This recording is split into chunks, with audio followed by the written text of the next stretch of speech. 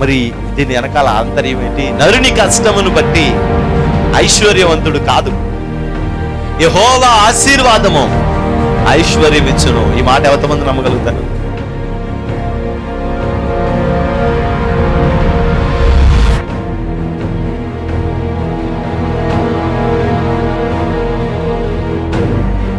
ఆ రక్షణను మనం చూడాలి, అనేక ఆత్మల రక్షణను మనం చూడాలి. దేవుని యొక్క మందిరంలో దేవుడు చేసే అద్భుత కార్యాలన్నిటినీ మన కన్నులారా మనం చూడాలి. నేడు ఈ ఇంటికి రక్షణ వచ్చింది. ఎప్పుడో మన దోషములను మనం విడిచిపెట్టుకున్నాం.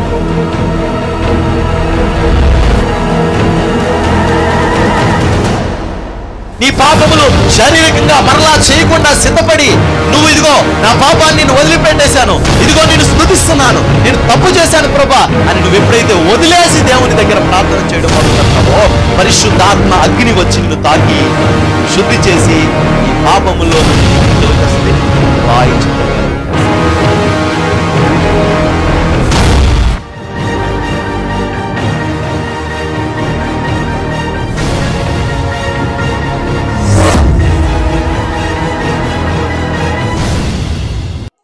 యేసు ప్రభుని ఎవరైతే వాళ్ళ సొంత రక్షకుడిగా అంగీకరించారో వాళ్ళకి చెప్పబడుతున్న మాటలు మనం చూస్తే, ఎవడైనను క్రైస్తవుడు అయినందుకు శ్రమ పడినందుకు ఆశ్చర్యపడవద్దు,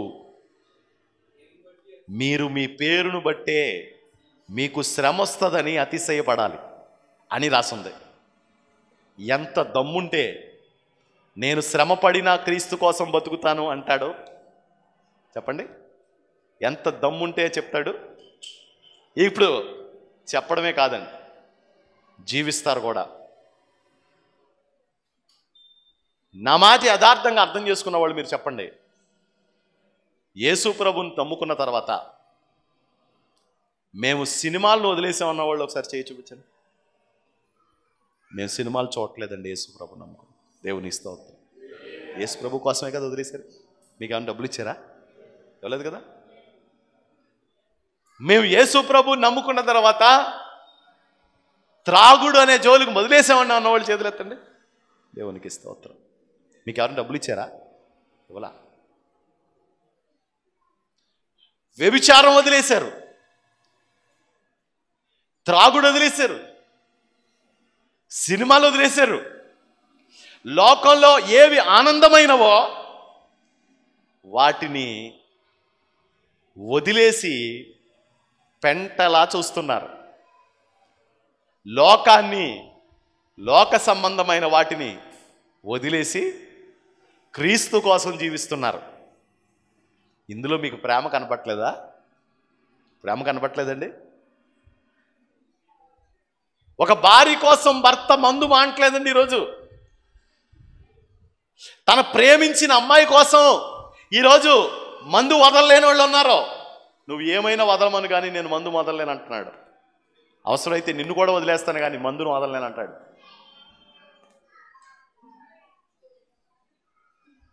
దొంగతనాలు వదలలేని వాళ్ళు, అయ్యా రేపొద్దున నీ పిల్లలు రోడ్డును పడతారయ్యా నువ్వు దొంగతనాలు చేస్తే అంటే, నువ్వు ఏమైనా చెప్పు నేను మాత్రం ఆ పని వదలలేను అన్న వాళ్ళు ఉన్నాడు. ఎవరైతే నిజంగా యేసయ్యని ప్రేమించారో మనస్ఫూర్తిగా పాపం అనుకున్న అన్నీ వదిలేశారు. వదిలేరా వదలలేదా? మనందరూ ఎలా మారామని చెప్పండి. ఎవరు మిమ్మల్ని బలవంతం పెట్టారు? యేసు ప్రభువు కాదా, ఆయన ప్రేమ కాదా మిమ్మల్ని ఈ నిజమైన మార్గంలో నడిపిస్తుంది?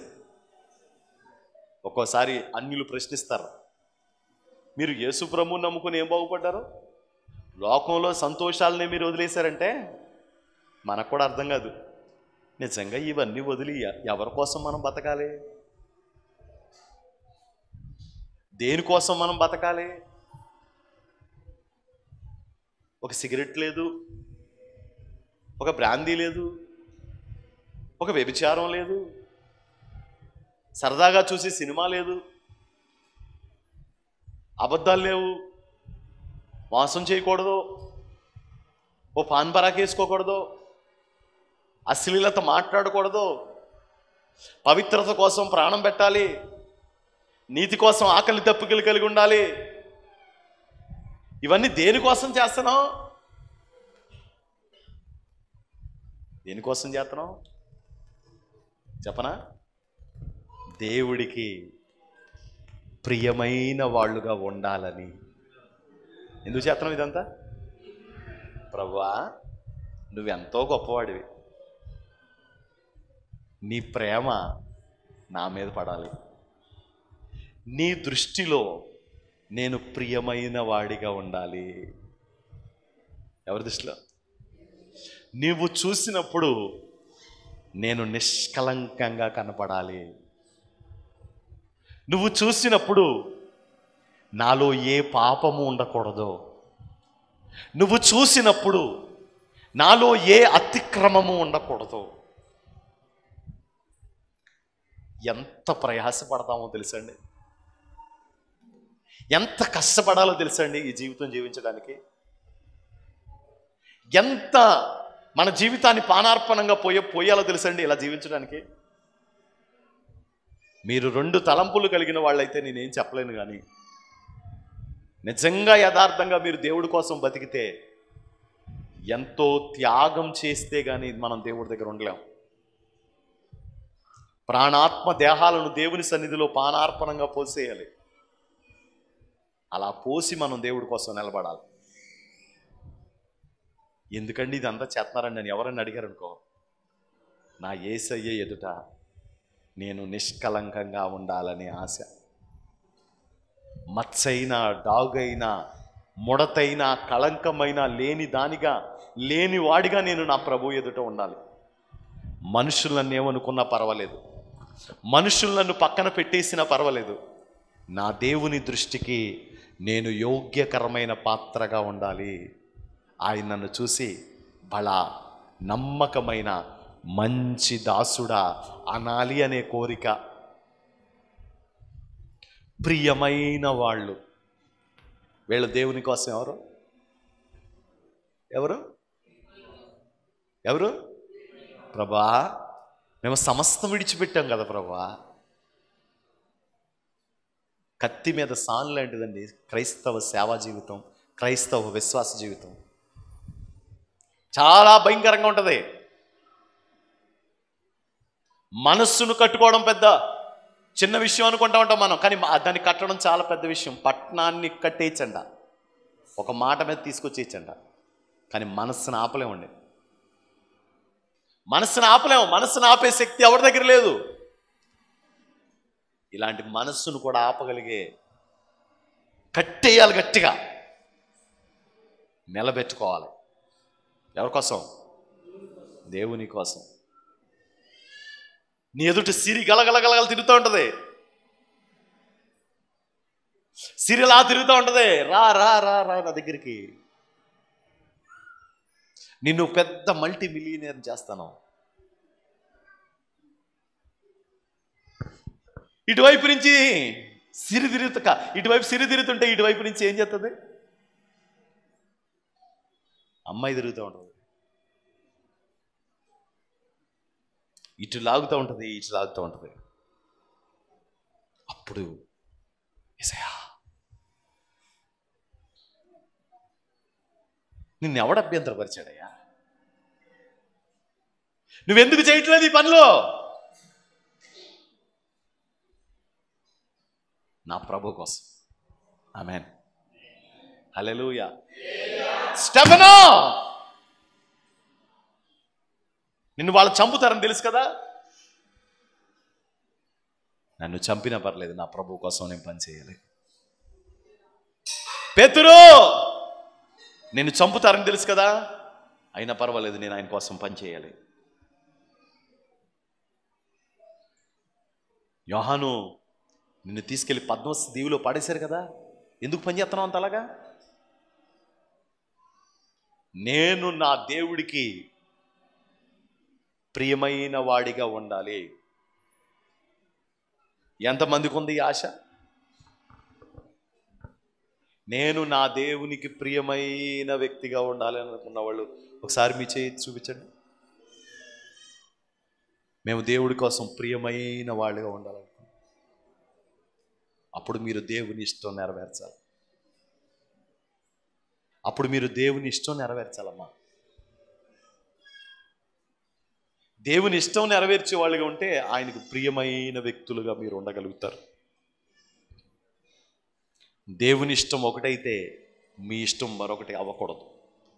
దేవుని ఇష్టం మీ ఇష్టం ఒక్కటే అవ్వాలి. మీ ఇద్దరి మనస్సు, భార్యాభర్తలు దెబ్బలాడుకుంటున్నారు.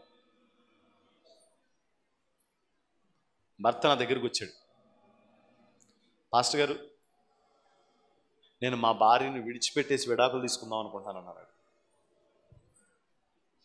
విడాకులు తీసుకుంటాక నా దగ్గరికి ఎందుకు రావడం? లేదండి మా ఇద్దరు మనసులు కలవట్లేదండి, మేము కలిసి ఉండలేకపోతున్నామండి. అంటే అతడిది ఒక మనసు, ఈమెది ఒక మనసు, కలిసి జీవించలేకపోతున్నారు. ఈమె ఒకటి ఇష్టమంటది, అతను మరొకటి ఇష్టమంటాడు. ఈమె ఒకటి చేయమంటది, ఆమె మరొకటి చేస్తానంటది. ఇద్దరి మనుషులే మనస్సులు కలవకపోతే విడిపోతామంటుంటే మరి దేవుడితో మనం ఎంత కలవాలి? ఒక మాట చెప్పనా, ఆయనకి ఇష్టం లేనిది ఒక్కటి కూడా నీలో ఉండకూడదు. చెప్పండి, 2 కాదు, ఒక్కటి కూడా ఉండకూడదు. ఆయనకి ఇష్టం లేనిది నీలో ఒక్కటి కూడా ఉండకూడదు. ఒక్కటి. అలా జీవించగలవా? ఈ విషయంలో నిన్ను ఎవడ నిర్బంధించట్లా. నీ మనస్సాక్షి నిన్ను గర్తింతుంది, నేను చేయకూడదు ఈ పని. యోసేపుని పొతిఫర్ భార్య ప్రేరేపిస్తుంది. యోసేపుకి అడ్డం లేదు, ఆటంకమో లేదు. కానీ యోసేపు మాత్రం పాపం చేయలే. తన మనస్సాక్షి కట్టుబడ్డాడు. తన దేవుడు తను చూస్తున్నాడని భయపడ్డాడు. దేవునికి ప్రియమైన వాడిగా మారిపోయాడు. తిండి విషయంలో దానియేలు తింటే నేను అపవిత్రం అయిపోతాను అనుకున్నాడండి.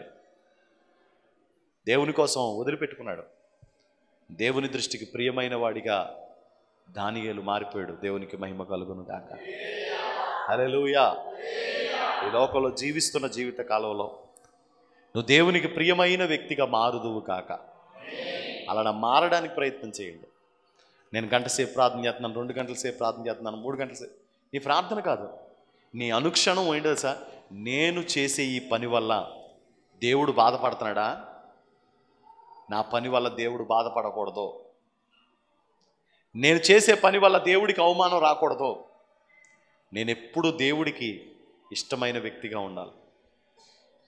ఆయనకి నీకు ఉండే సంబంధం అలాంటి పవిత్రమైన సంబంధం అయిపోవును గాక. హల్లెలూయా, హల్లెలూయా. చూడండి, ఆ సంబంధం మనం ఎప్పుడైతే ఆ సంబంధం మనకు వచ్చిందో, ఆ సంబంధం కలిగిన వాళ్ళు ఎలా మారిపోతామో ఒకసారి యోబు గ్రంథంలో చూద్దాం. ఒకసారి యోబు గ్రంథం తీసి, మనం తీసిన కీర్తనల గ్రంథం పక్కనే ఉంటుంది యోబు గ్రంథం. యోబు గ్రంథంలో కొన్ని మాటలు యోబు గారు చెప్తారు. చూద్దాం ఒకసారి. యోబు గారు 19వ అధ్యాయం. ఎక్కువైపోతాయి కానీ అదేమంత చదవాలి మనం. 13 నుంచి చదువుదాం. ఆయన నా సోదర జనమును నాకు దూరం చేసి ఉన్నాడు, నా నెలవర్లు నాకు కేవలం అన్యులేరు. ఆయన ఎవరు? దేవుడు. ఆయన అంటే దేవుడు. ఆయన నా సోదర జనమును నాకు దూరము చేసి ఉన్నాడు, నాకు దూరం చేశాడు. నా నెలవర్లు నాకు కేవలం అన్యులైరి. నా నెలవరులందరూ కూడా నాకు అన్యులైపోయారు. నా బంధువులు నా యొద్దకు రాకయున్నారు, నా ప్రాణ స్నేహితులు నన్ను మరిచిపోయి ఉన్నారు. నా ఇంటి దాసదాసీ జనులు నన్ను అన్యునిగా ఎంచెదరు. నేను వారి దృష్టికి పరదేశినై ఉన్నాను. నేను నా పనివాడిని పిలువగా వాడేమీ పలుకకుండా ఉన్నాడు. నేను వాడిని బతిమాలవలసి వచ్చాను. నేను ఒకప్పుడు నేను ఆజ్ఞాపించాను, ఇప్పుడు అందరూ నాకు దూరం అయిపోయారు. యోబు అంటున్నాడు, నా నెలవరులు నాకు దూరం అయిపోయారు, నా రక్త సంబంధికులు నాకు దూరం అయిపోయారు, నా బంధువులు నాకు దూరం అయిపోయారు, నా దగ్గర పనిచేసేవాళ్ళు నన్ను హేళనగా చూస్తున్నారు. లాస్ట్కి నా భార్య, నా ఊపిరి నా భార్యకు అసహ్యం. నా ఊపిరి, నేను ఊపిరి తీసుకుంటుంటే కూడా నా భార్యకు అసహ్యం. చచ్చిపోవచ్చు కదా అనుకున్నట్టుగా. నా ఊపిరి నా భార్యకి అసహ్యం, నేను కనిన కుమారులకు నా వాసన అసహ్యం. నేను కన్న నా పిల్లలు ఒకసారి సంకనెక్కి అంటే మా నాన్న అని చెప్పి తిరిగినోళ్ళు, భుజాల మీద తిరిగినోళ్ళు ఈరోజు వాళ్ళ నాన్నను చూసి అసహ్యపడతారట. చిన్న పిల్లలు సహా నన్ను తృణీకరించెదరు. నేను లేచుట చూచిన ఎడల బాలురు నా మీద దోషంలో పలికెదరు. నా ప్రాణ స్నేహితులందరికీ నేను అసహ్యుడనైతిని. నేను ప్రేమించిన వారు నా మీద తిరగబడి ఉన్నారు. ఎముకలు నా చర్మముతోను నా మాంసముతోను అంటుకొని ఉన్నవి. దంతముల అస్థి చర్మం మాత్రం నాకు మిగిలింపబడి ఉన్నది. దేవుని హస్తం నన్ను మొత్తి ఉన్నది. నా మీద జాలిపడుడి, నా స్నేహితులారా నా మీద జాలిపడుడి. నా శరీర మాంసము పోవుట చాలనను కొనక దేవుడు నన్ను తరుమునట్లుగా మీరేళ నన్ను తరుముదురు. అసలు దేవుడే నన్ను చితకొట్టేస్తుంటే ఇన్ని శ్రమలు నాకు చాలవనుకొని మీరు ఇంకా బాధ పెడతారా నన్ను? మళ్ళీ ఇంటికి వెళ్ళిన తర్వాత అధ్యాయం అంతా చదవండి. ఈ అధ్యాయంలో ఆయన తన పడుతున్న బాధలన్నీ చెప్తూ, తన ఇబ్బందులన్నీ చెప్తూ, తన భార్యతో, తన బిడ్డలతో, తన కుటుంబంతో ఎంత తృణీకరించబడ్డాడో, ఎంత ద్వేషించబడ్డాడో, ఎంత అసహించుకోబడ్డాడో అన్నీ చెప్పి చివరాఖరికి వచ్చి ఏమంటాడు తెలుసా? అయితే నా విమోచకుడు, 25వ వచనం, అయితే నా విమోచకుడు సజీవుడనియు తరువాత ఆయన భూమి మీద నిలిచుననియు నేను ఎరుగుదును. నా విమోచకుడు సజీవుడు. అయినా సరే నా నమ్మకం ఏంటి? నా విమోచకుడు సజీవుడు.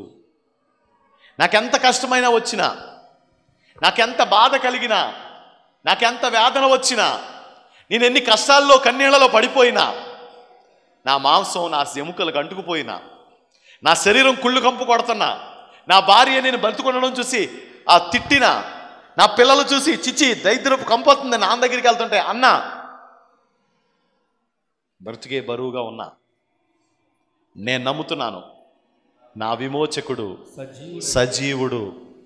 మళ్ళా నేను మంచి రోజులు చూస్తాను, మంచి పరిస్థితులను నేను మళ్ళీ చూస్తాను. నా దుర్దినాలను కొట్టివేసి దేవుడు మంచి పరిస్థితులను కలుగు చేస్తాడు. యోబు మాట్లాడినట్టుగానే, యోబు చెప్పినట్టుగానే, యోబు ప్రకటించినట్టుగానే దేవుడు యోబు జీవితంలో గొప్ప కార్యాన్ని జరిగించారు. యోబు దేవుడికి ప్రియమైన వాడిగా ఉన్నాడు. ఈరోజు నువ్వు నేను ఒకటి నేను యేసయ్యకు ప్రియమైన వ్యక్తిగా ఉండాలి. ఎలాగా? నువ్వు ఏం చెయ్యి, దీంతో చూసుకో. యేసుప్రభుకి ఏమి ఇష్టం లేదో అన్నీ మీకు తెలుసు, యేసుప్రభుకి ఏమి ఇష్టం అన్నీ మీకు తెలుసు, అవునా? ఇదొకటే. ఈరోజు వాక్యం ఏంటంటే ఇది ఒకటే, మీరు యేసయ్యకు ప్రియమైన వాళ్ళగా ఉండాలి. తన ప్రియులు నిద్రించుచుండగా ఆయన వారికి ఇచ్చుచున్నాడు. ఆయన బాడీకి ఎవరు వైద్యం చేయలే, దేవుడే ఆయన పుండ్లన్నిటినీ స్వస్థపరిచాడు. ఆయన పుండ్లన్నిటినీ స్వస్థపరిచాడు దేవుడే. ఆయనకి మిగతా మనుషులు ఎవరు బిడ్డలను ఇవ్వలేదు, దేవుడే మరలా వచ్చి 10 మంది పిల్లల్ని ఇచ్చాడు దేవుడు. స్నేహితులు, బంధువులు ఎవరు వచ్చి ఇదిగో ఈ గేదె నుంచి, ఒంటి నుంచి అనలేదు, మళ్ళా వచ్చి దేవుడే కోల్పోయిన దానికి 2 అంతలుగా దేవుడు దయచేశాడు. ఇలా దేవుడు ప్రియమైన వాడిగా యోబుని చేసుకున్నాడు. యోబుకు 2 అంతల దీవెన దయచేశాడు. నా జీవితంలో నేను యేసుకు ఇష్టమైన వ్యక్తిగా మారిపోవాలి, పరిశుద్ధాత్మలో నేను నడిపించబడాలి. నేను దేవునికి ఇష్టం లేని పని ఏది చేయకూడదో ఇదే మీ మనసులో పెట్టుకోండి. నిశ్చయంగా ప్రభు మిమ్మల్ని ఆశీర్వదించడం మొదలు పెడతాడు. నిశ్చయంగా మిమ్మల్ని దేవుడు ఆశీర్వదించడం మొదలు పెడుతుంటాడు. తనకిష్టమైన వాళ్ళని ఆయన సంకన పెట్టుకుంటాడంట, తన ఇష్టమైన వాళ్ళని తన భుజాల మీద మోస్తాడంట, తనకిష్టమైన వాళ్ళకి సమాధానం ఇస్తాడంట, తనకిష్టమైన వాళ్ళకి నెమ్మదిస్తాడు, తన కింద ఇష్టమైన వాళ్ళకి సుఖ సంతోషాలు, నెమ్మదిని దేవుడు దయచేస్తాడు. మనం తనకు ప్రియమైన వారిగా, తనకిష్టమైన వారిగా మారిపోయే కృప ప్రభు తన పరిశుద్ధాత్మ ద్వారా మనందరికీ దయచేయనుగాక. ఆమేన్.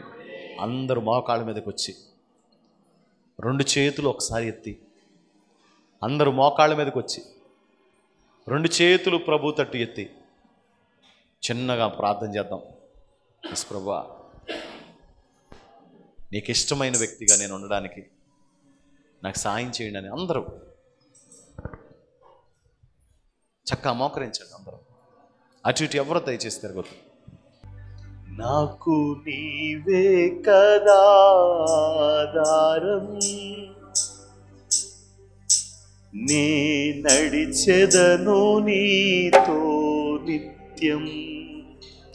నాకు నీవే కదా